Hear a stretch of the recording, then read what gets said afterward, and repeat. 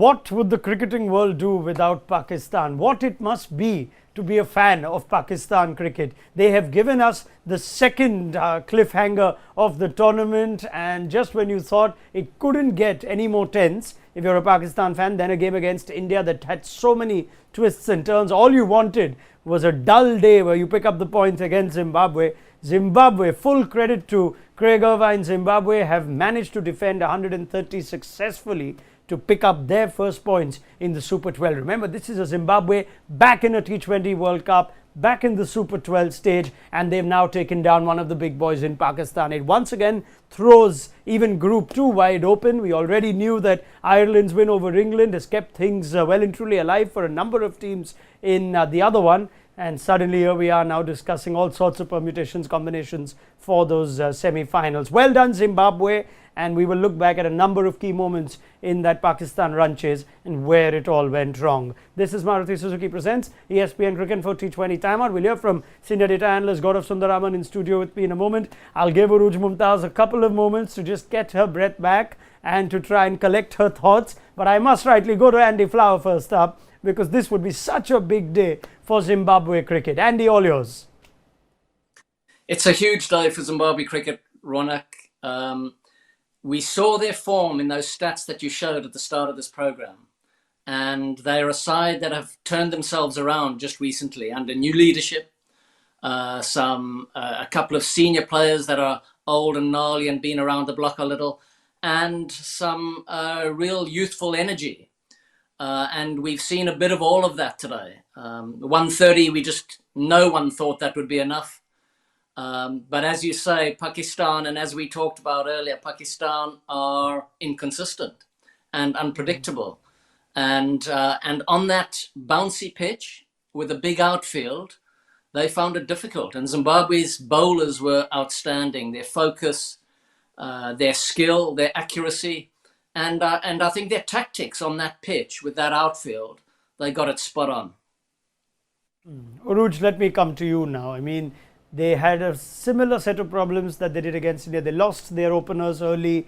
We thought even if there's a bit of a hiccup, it's 130, Pakistan will get over the line. How do you sum that chase up? It's very simple. I think you have to deliver. You could play 11 batters, and if you still don't sort of use the conditions to your advantage, make good shot selections. I thought some of the shot selection was a bit sort of under par. And you have to be cricket aware and smart about how you chase this down. You had a very good partnership with Shan and Shadab, 52 odd, just of the 36 without taking any risks whatsoever. And then suddenly out of nowhere, Shadab goes for two back-to-back sixes. And it all comes tumbling down. So, I mean, we spoke about this at the top of the show, and then when Andy Flowers got his wish, absolutely beaming for him right now. I think Zimbabwe bowled phenomenally well. There was a bit of a concern when the last over came up whether who to bowl. I thought Evan did a brilliant job, especially after Nawaz hit Ngarava for a six, who missed his length. Ended up with a full toss, but Zimbabwean seamers and of course Sikandar Raza into the mix. Fantastic, well deserved win, surely. Yeah, I mean, we must throw a lot of credit towards Zimbabwe's bowling. Andy, I wonder if you'd like to just extend on that point. This has been a collective bowling performance, almost of the highest quality, without doing perhaps extraordinary things. Zimbabwe just kept it simple, kept it right. Not a single bowler's been tonked around. If I look at their overall bowling figures, Ngarava none for 24, Muzarabani 1 for 18, Brad Evans playing his first game 2 for 25, Sikandar Raza 3 for 25, and even between Jongwe Williams and Ryan Burl in their 4 overs, they've gone for 32, which is something part-timers put together you'd accept. What did they get right about their bowling plans in what was clearly such a below-par score? Yeah, it was a great bowling performance. They constantly applied enough pressure on the Pakistanis that if the Pakistanis made a little mistake, they were gone. So I think tactically using the big square boundaries and forcing the Pakistanis into those sort of areas meant that you could sort of limit the damage boundary-wise. But I thought the captain did an outstanding job in juggling his bowlers, using Raza at the right times, keeping some of his overs towards the end when when he was dangerous against the likes of a Shadab Khan or a Haider Ali, a brand new batsman. I know he's not the same quality mystery type bowler as Narayan, but those mystery type bowlers for new batsmen are a problem. So I thought the way that the skipper Craig Irvine juggled his bowlers was outstanding. Brad Evans on his debut had an outstanding game. Even with a bat, he showed quite a lot of composure when Zimbabwe were under a lot of pressure towards the end, when they'd lost a lot of wickets. If they'd lost Evans early, that 130 score could have been even less. And then to do what he did with the ball, not only in the last over, but through his 4 overs, it showed a lot of courage and a lot of ability to handle pressure. That closing out the game with only 11 to defend against more experienced nation like that was a great effort from Brad Evans. So I think just summarising tactically, I thought the captain got it absolutely right. He would have had discussions out there in the middle with his team and his senior players. And they got everything right to defend 130. I remember a game in the 92 World Cup when we defended 134 against England in Australia. And it was a very similar thing, early wickets and generally a pressure build-up. And then the need to bowl them out before the end of the game. And that pressure told on the batting side. Yes, this is going to be one of those days that Zimbabwe cricket will remember for a long time. And we talk about Brad Evans playing his first game. It's one thing to have 11 to defend, to then manage to concede 3 and 4 of your first 2 balls. You literally think, I've messed this up and they're surely going to get a run of balls. So well done to Brad Evans. Excellent catch as well by Craig Irvine under pressure. Every run counted, including the one that the captain stopped on its way to the boundary of the second ball. So there were so many moments that Zimbabwe managed to keep themselves in the game. GS observes things with a fine-tooth comb in these sorts of matches. He was calling for Pakistan to think of net run rate. How's that looking at this point? Totally wrong now. I guess the dependency on Babar and Rizwan again kind of showed. Last 2 games they have not really delivered, and Shan Masood, yes, he's just coming into the team right now, and he must have also been under a lot of pressure, and they don't have those. Yes, they've all performed in different matches. Nawaz has done very well in the Asia Cup in one of those games, but this is high pressure, and I guess they didn't get enough boundaries. I felt there was a period of play. There was a lot of dot balls towards the end. Before, I think it was Wasim who scored that, or Nawaz who got that full toss for the 6. Yeah. I think till that they didn't score too many boundaries. And sometimes, when you have these 7 runs per over games, I think a lot can be done by just running. You don't need those 6s and 4s to actually achieve that run rate. I thought Pakistan did brilliantly in that partnership between Shan and Shadab. They could have ran a little bit more, reduced those dot balls, because every run matters here. And when there's a required run rate of just 6.5, right, you don't need those big runs at all. I think it's more and more evident in Australia as such, especially in these big grounds. A lot of 2s and 3s could have done them.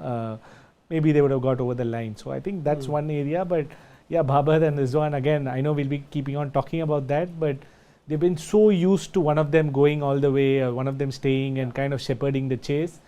It's not to be this time. And I think we just discussed off air, this gives Zimbabwe a great opportunity to make the semis, because they can finish with 7 points. Yeah, okay. You're getting all the good stuff through together. I want to come to that one by one, because GS has given me some excellent points to just carry the conversation forward with Andy and Urooj. Let me first go to Urooj. That point he made just in the middle there, Urooj.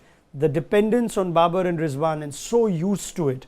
To a degree, even Fakhar Zaman was in that top 3. Fakhar's gone now, and I'd wonder if a Pakistan fan or an analyst like you is thinking, should we be looking at Babar and Rizwan's poor form as a big part of Pakistan's failure? Are we saying, no, they've been doing it for so long, we need other people to step up, and it's just not happening? See, it has to be a combination of the two. You can't say that just because Babar and Rizwan scored bulk of the runs, it's about 70 odd percent in the last couple of years in T20 have been scored by those two. But in something which is an underpass score like 130, even if the two of them go early, you should back yourselves with the likes of Shan, Iftikhar, Heather, Shadab, Nawaz. Even Wasim can sort of get a few to get those. And especially when Shan and Shadab were batting, I think at one point they had a good partnership. They just needed 42 of about 37, 38 deliveries, with at that point still 6 wickets in hand. So to lose it from there, I mean, I think Rahul Dravid once said that anybody in the 15 is in the 15 because they're good enough to play in the 11. So if you are playing in the 11 and if you're playing as batters, 6 runs in over 6.5 or less than 6.5, you can't just pin and blame everything on Babar and Rizwan. Andy, I wonder if you'd like to extend on this and also the other point Gaurav made here. We speak so much about adapting to conditions in Australia and what looks like a runner ball chase, that you're so conditioned perhaps to looking for the boundary every few balls in this format that you just cannot control yourself into winning a game in ones and twos. I just wonder if that's what, a lack of preparation, or is it not preparation, it's just players in the middle not being able to assess match situations? Well, the first thing I'd say, Raunak, is that I'd completely agree with Urooj about if Rizwan and his skipper miss out up front, the rest of the Pakistan order has to come to the party, and they just don't often enough. And Shan Masood was outstanding against India with the anchoring innings that he played, and Iftikhar played a more aggressive knock.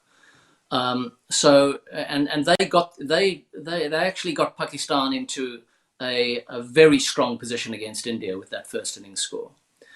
But too often, if those two openers don't perform, that middle order doesn't either, and they really have to. They have to have a good look at themselves, and the Pakistan selectors have to have a really good think about who is going to perform for them in that middle order. It's a problem for the Pakistan batting unit, no doubt. That's one thing. The other thing in relation to your question about the conditions is that this type of T20 cricket is different to the type of T20 cricket that we find in some of the subcontinent venues, where they have smaller boundaries, where you can catch up easily, but also you can bully the bowlers occasionally. Here it's not so easy to do that. The big boundaries offer real protection for any type of bowling. Yes, you might come across a power player like Stoinis, where it doesn't matter how big the boundary is. But for most human beings that don't hit the ball quite that far, these boundaries make it a different type of game. And Urooj is right about the running between the wickets, the placing the ball, the building of an innings, and the building of a partnership. Those are the things that should have ensured that Pakistan won this game. There's no doubt that after bowling Zimbabwe out or restricting them to 130, that they should have won that game. Usually I don't really like that word should, but against one of the lesser nations, when you're chasing 130, without a doubt, there's a responsibility on that batting unit to see them through without too many hiccups, and they'll deserve some of the criticism that comes their way now, unfortunately. However, in saying that, they aren't completely out of it. There's still time for them to come back if they can retain some confidence and get some fight back into that unit. They can come back in this tournament. Yeah, I mean, it's not like this is a fatal blow. It's a big jolt for Pakistan's semi-final chances. But if they would hope for one result, which is not necessarily an extraordinary result, that is for India to beat South Africa, then they beat South Africa, and then they could still end up ahead of Temba Bavuma's side. As it turns out, you're still hoping for a favour or a favourable result. It's not in your own hands anymore. And of course, there could be rain, there could be a lot of other things. But these are 2 points that you would have expected Pakistan to think they should have got, just like we did for England v Ireland. Now, Andy Flower makes a good point of perhaps Pakistan deserving a number of the criticisms being thrown at them at the end of this game. Urooj, I want you to put one thing in perspective though. I'm sure a lot of people raise the question and say, see, this is why we needed the extra batter. On the other day, I know we needed the fast bowler and we didn't have it against India. Today we got the fast bowler, but we perhaps needed the extra batter. I'd like for you to put that thought in perspective. See, if you hadn't had Wasim, you probably wouldn't have had them 130. It's as simple as that. He showed up front what he could do and what Australian conditions, in particular, or the MCG and Perth required with your pacer. And having said that, Nawaz didn't even bowl today. So I think that argument is completely irrelevant because it is what the conditions required. And like Andy's also summed up, you expect a good quality side to chase down 130 against probably a team that is not ranked as much. And credit where credit is due. Yes, Zimbabwe bowled very well, but there was a lot of poor shot selection and a lack of game awareness in how to chase this total down that cost us tonight. All right, brilliant. That from Urooj Mumtaz. She said at the top of the show as well, you could have 11 batters in your side, but if you don't play the situation, you could very well fall short. Andy makes such an interesting point of this being a different T20 game, not one that a lot of players may well be used to. Is that going to mean more of a chance for the unexpected teams to cause an upset? We saw it for Ireland, England conditions helped too. It's happened for Zimbabwe too. So this may not be the end of these upsets in the World Cup, GS? I think teams need to learn. Teams need to adapt. I think I've already seen that switch from India. Yeah. If you look at their power play, they're giving some respect to the conditions. They're making sure they set a platform before accelerating. We might see more of that. Again, depends on the ground. There are grounds like Adelaide where it's a much shorter boundary and you could get those high scores. You want to play differently. But I think in Melbourne, Perth, Sydney also I think it's okay. But Melbourne, Perth are two venues when you have to kind of, I think, respect the conditions a little bit and slightly adapt your game. That's what I'm reading so far in the tournament. But teams will definitely look to adapt, learn from these instances and not just go bang from ball one. I think that is something which I know for a fact India have changed. Australia will also may have to realize that they can't just go to hitting sixes, and you saw that yesterday against Sri Lanka as well. They were trying to set up a platform, keeping the power play pretty neat without losing wickets. So I think get a boundary in the power play. Yeah, and they still won comfortably. So exactly. So these are things which you need to kind of learn quickly, and the teams which learn that faster are likely to succeed. Yeah, I like that you said that India has changed, but somewhere I think almost India has been criticized for its lack of power game, and their original method or their slightly conventional T20 cricketers, perhaps the venues and conditions have played into their advantage this season. I'm just trying to think if this type of cricket that India have been criticized for playing in the subcontinent or in the UAE, coming here, it just seems to be working to their advantage. There's a merit to Virat Kohli batting at 130 or 125 or 140 here, whereas back home we were going hard at that sort of strike rate for an anchor. That's why I believe personally that cricket is a very unique game because there's a lot of conditions, the pitches, there's so many different factors which influence a template or a strategy. So what might work in a bilateral tournament or in India may not work in Australia. And so far it's been a great tournament where bowlers are totally involved and a lot of teams are winning batting first. So that is a big change from last season where just win toss, win match was the mantra. I mean, you can almost see, we were trying to make sense of a lot of games where teams are winning or captains are winning the toss with overhead conditions and still batting first. You could see how committed they are to batting first because they're worried about things like this. I mean, we saw it today in the Bangladesh-South Africa game with weather around, both captains saying they wanted to bat. India obviously batted first at the SCG, and who knows what the trends and patterns will be. It's still early days. Right, before we wrap things up, it's been a thrilling conversation with Andy Flower, Urooj Mumtaz and GS in studio with me. I'd like for each of you to pick perhaps the one most significant game-changing moment, if I could call it that. Would it be the double strike of Sikandar Raza? Would it be right until the end, Brad Evans choosing the right 2 or 3 balls to bowl? It's a big game, but if you have to think of the most impactful ball or moment, Andy, where would you go as to what changed the course of this game? Well, I'm sort of tempted to go back to our early conversation with Muzarabani being a danger man against Babar Azam, but actually he got Rizwan out. But even though I'm tempted to go to that dismissal, I think it was Sikandar Raza's bowling that really put the brakes on the Pakistan middle order, and without that those canny little variations and some really cunning tactical bowling, I think Pakistan might have got over the line. So I'll go for Raza's bowling. Urooj? Yeah, I'd have to agree. Because not only did he pick up wickets, but the wickets that he did pick up, Shan and Shadab both to his wicket column, along with Heather.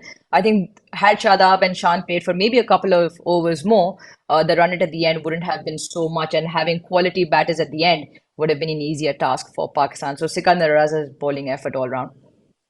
Yes, would you go for Raza's double strike? I wanted to go for that since both of them have already So chosen. we don't have to be different for the sake of it. Yeah. No, I wanted to just highlight the other moment also, the last over. Like you said at the start, after giving 4 and 3, you generally expect the chasing team to win from there. Very hard to do what Evans did in the last over. So I think it was 19.3 when he bowled a quicker one, which kind of he finally went back to bowling hard length. Yeah, That's what I was saying for so long. But who listens to me in cricket? Nobody. It took Nawaz by surprise. I thought that put more pressure on them, which kind of forced him to hit the next ball. Yeah, so many big moments. Okay, so it's given that 2 of our panelists have gone for Sikandar Raza. It wouldn't be fair if I go through the entire show without spending a little time on what makes Raza the bowler difficult to face. And we brought up this whole Sunil Narayan influence he's had playing in the CPL with him, remodeling his action to suit what his body is more capable of doing. He seemed to fire some in today, Urooj. I mean, is he really as hard as Narayan, or is he literally as difficult for a batter as Sunil Narayan, you think? Yeah, I think he's obviously come leaps and bounds after his illness, and the way he impacted the games, because he had right-handers and left-handers both to bowl at. So when you've got those variations, then he hides the ball behind his back. So it isn't up till the last moment, because he's got a very quick arm action as well. So it isn't up till the last moment that you really know what's coming down. And the variation in his speed is quite drastic. So he does notch it up quite a bit when he does fire them in. And you'd imagine Shan to be probably a better suited batter, but even he was caught struggling. So yeah, I think fantastic. I think Narayan has still got a little bit of special quality, which is slightly different. The Sikandar Raza special in his own unique way. Andy, I could be wrong, but I think I read something about Raza and his remodeled action where he said, I may not have the variations of Narayan, or I may not be bowling like Narayan, but at least I'll pick a word that I could use on broadcast, at least I'm being able to fool the batter into thinking that I do.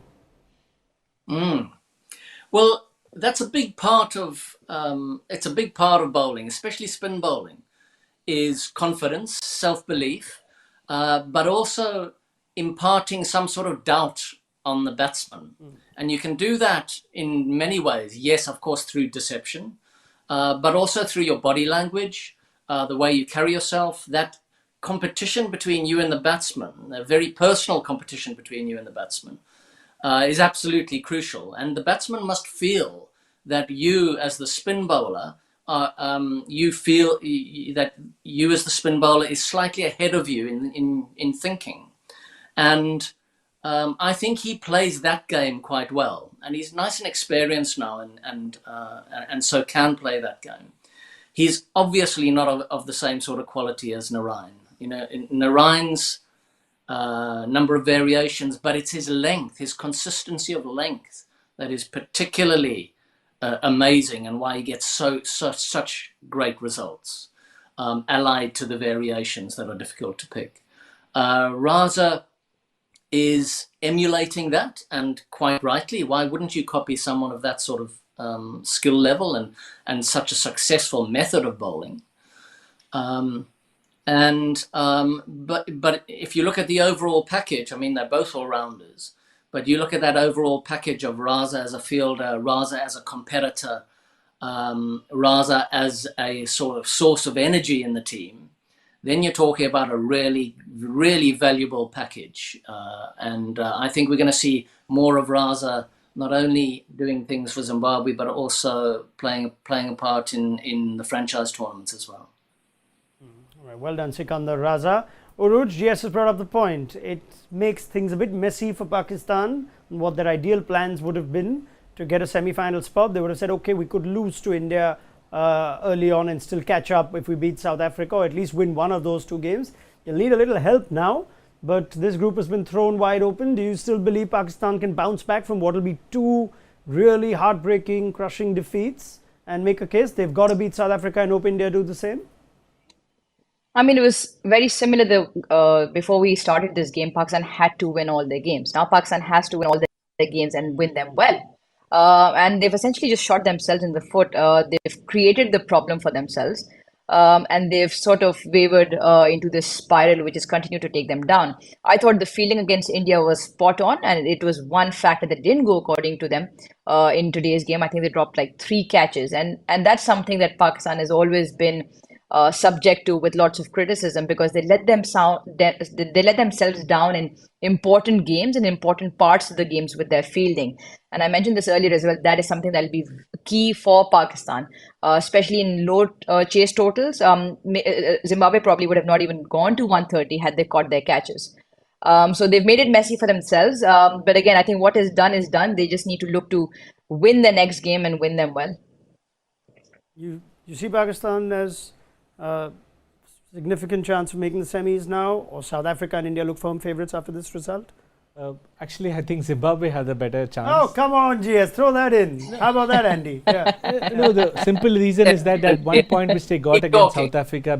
Yeah, keep talking, he said. Okay, yeah, but the one crucial point. The 1 point they got against South Africa due to the rain, I think makes a massive difference now, because when you look at their 2 games, yes, I know anything can happen, but they play Bangladesh and they have a game against Netherlands and India. So assume if they can win 2 of those, which is basically if they can beat Bangladesh and Netherlands, yes, then they will finish with 7, and Pakistan can maximum finish only with 6, which is what is in their control. And South Africa, again, it boils down to what Pakistan do to South Africa, and that 1 point which South Africa could have gained, it could come down to that. So that's why I think Zimbabwe and South Africa have it in their control and have the upper hand. Pakistan have to depend on other results. Yeah, I mean, there could be a case where Zimbabwe and South Africa end up on the same points. Absolutely. Their net run rate comes in. Or South Africa could very well lose to India and Pakistan. Exactly. So this plays to Zimbabwe's hands. They could afford to lose to India. And Andy, they could beat the Netherlands and Bangladesh. Are we thinking of a Zimbabwe semi-final yet? Not yet, mate. I'm dreaming. But let's do the old 1 game at a time thing, shall we? That's good. Good man. Measured man. I'm going back Andy, yes, Urooj, please. I'm going back in history for 92, where Australia first time World Cup, or relying on other teams. So you never know. Yeah. I mean, that is literally how Pakistan like to do it, right? Let's go and mess up the first couple, let everyone rule us out, and then we'll turn it on at just the right time, peak at the right time. That's what Imran Khan's side did. So maybe that's Babar Azam's modus operandi as well. But we will find out. It's been brilliant with Gaurav, Sundararaman and Urooj Mumtaz. And Ifla, you too as well. But before I leave you, I must ask you this. We remember Zimbabwean wins at World Cups. They become historic days, don't they? 83 against Australia, 92 against England, which you brought up. 99 against India, I think the 2007 T20 World Cup against Australia. Where do you rate this one? I mean, this team's been through so much in the last few years. How highly do you rate this World Cup win? Look, it's up there, and it's current, and we really need to celebrate wins. Like, we all need to do that. Even if you're from a big nation that wins all the time. But when you're from a smaller nation and you get wins like this, it does feel particularly special. So this is up there, and this is the most recent of the big wins. So I think we should really immerse ourselves in those feelings. That's wonderful. You're talking to us, mate, when you said big nations that win all the time. Remember the last ICC event we won? I'm not sure when it was. Good point. Very good point. Yeah. All right.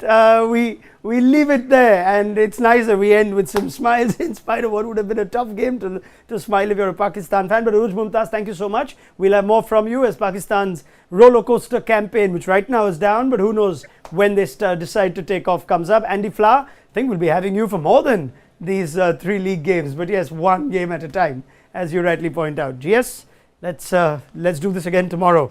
Ireland need to beat Afghanistan to keep all your exciting permutations and all alive. Absolutely. That group is even more exciting. Maybe England get knocked out tomorrow. Yeah.